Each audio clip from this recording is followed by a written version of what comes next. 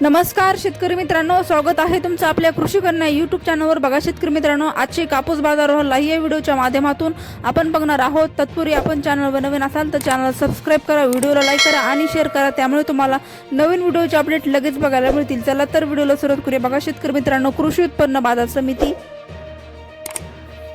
Amravati अवकाली 85 quintal, किमान दर 7,800 रुपये, कमाल दर 8,000 रुपये, सर्वसाधारण दर 7,900 रुपये। पुढील बाजार समिती सावनेर अवकाली 3,200 क्विंटल, किमान दर 7,800 रुपये, कमाल दर 7,850 रुपये, सर्वसाधारण दर 7,825 रुपये।